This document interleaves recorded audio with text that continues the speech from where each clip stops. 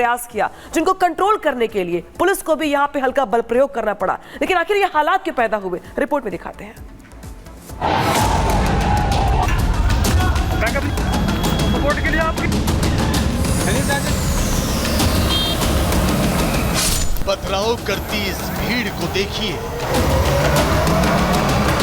न कानून का डर, न पुलिस का खौफ।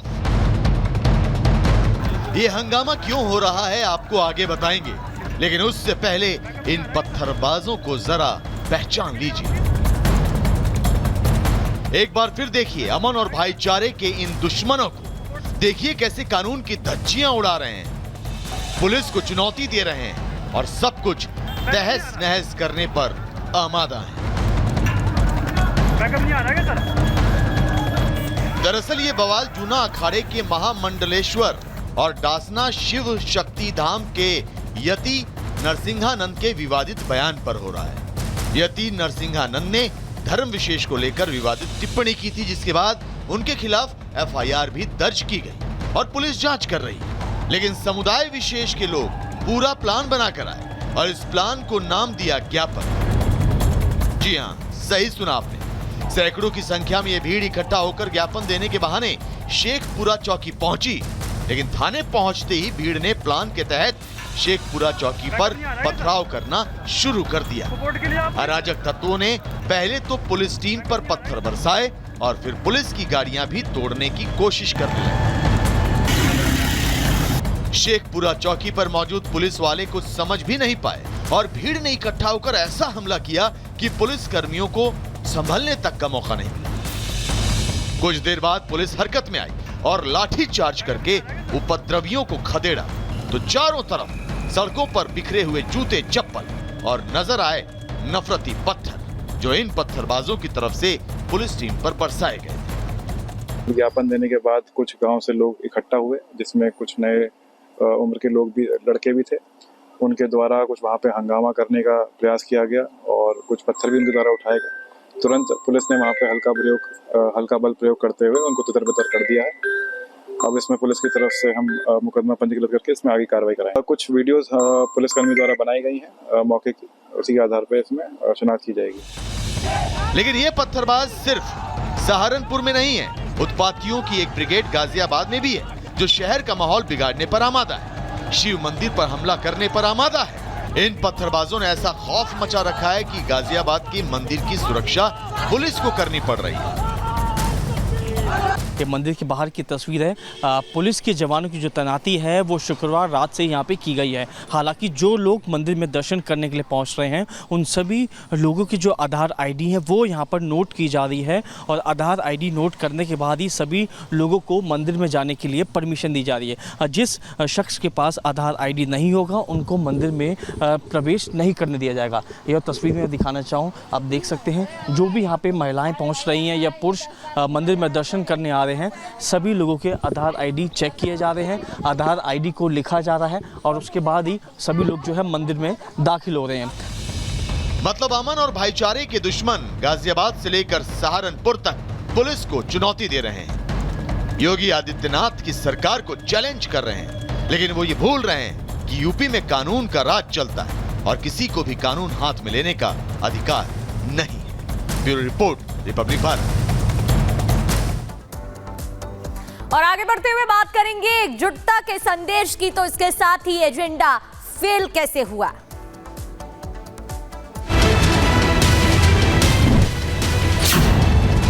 अगर हम बटेंगे, बांटने वाले महफिल सजाएंगे।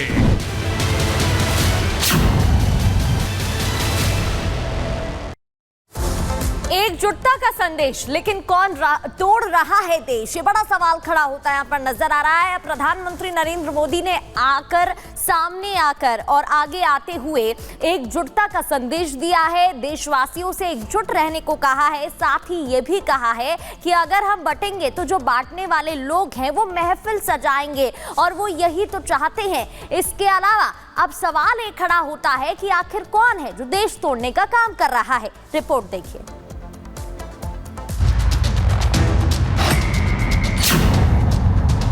अगर हम बटेंगे तो बांटने वाले महफिल सजाएंगे। कांग्रेस और महाअघाड़ी वालों के मंसूबों को कामयाब नहीं होने देना है। ये मोदी नीति के सिर्फ शब्द नहीं बल्कि वो मंत्र है जो विपक्ष की सियासत को साधेगा और देश को एकता के सूत्र में पिरोने का दम रखते हैं। फिलहाल प्रधानमंत्री नरेंद्र मोदी के इस बयान की व्याख्या हर कोई अपने अपने मुताबिक निकाल रहा है, लेकिन प्रधानमंत्री नरेंद्र मोदी का ये बयान उन लोगों के लिए है जो देश को जातियों के, क्षेत्र के, रंग के और लिंग के भेद के आधार पर बांटने पर तुले हैं। हमें अतीत से सबक लेना है। हमें हमारी एकता को ही देश की ढाल बनाना है। हमें याद रखना है, अगर हम बटेंगे तो बांटने वाले महफिल सजाएंगे। हमें कांग्रेस और महाअघाड़ी वालों के मंसूबों को कामयाब नहीं होने देना है। महाराष्ट्र के पुणे में एक जनसभा के दौरान प्रधानमंत्री नरेंद्र मोदी ने ये बात कही और जाति में बंटने के खतरनाक परिणाम से देशवासियों को चेताया। लेकिन राजनीति के जानकार प्रधानमंत्री नरेंद्र मोदी के इस बयान को जाति वर्सेस हिंदुत्व की राजनीति के तराजू से तौल रहे हैं। तो वहीं आरएसएस प्रमुख मोहन भागवत भी अब हिंदुओं से एकजुट होकर रहने की अपील कर रहे हैं। मोहन भागवत ने कहा है कि हिंदू समाज को भाषा और जाति के मतभेद भुलाकर अपनी सुरक्षा के लिए एकजुट होना होगा। तो ऐसे में बड़ा सवाल है कि आखिर देश को कौन तोड़ रहा है? अगर हिंदू बटे तो महफिल सजाने वाले कौन होंगे? कौन लोग हैं जो नहीं चाहते कि देश तरक्की करे? ये तमाम सवाल हैं जिस पर देश की सियासत इन दिनों गरमाई हुई है। Bureau report, Republic Bharat. Report आपने देखी। अब हिंदू संघ प्रमुख मोहन भागवत ने भी आकर ये बयान दिया है और हिंदुओं से एकजुटता की अपील की है, एकजुट रहने को कहा है। उन्होंने कहा है कि हिंदुओं को भाषा, प्रांत, साथ ही जाति के मतभेद और विवाद को मिटाकर सुरक्षा को पहले देखना चाहिए। के पुत्र है और इसलिए भारत माता के लिए जिएंगे मरेंगे। लेकिन भारत में भारत के लिए जिम्मेवार समाज कौन सा है?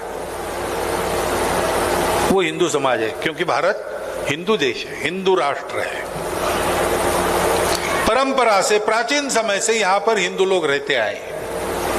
हिंदू नाम बहुत बाद में आया, लेकिन उस समय से जो रहते आए थे उन्हीं को हिंदू नाम मिला।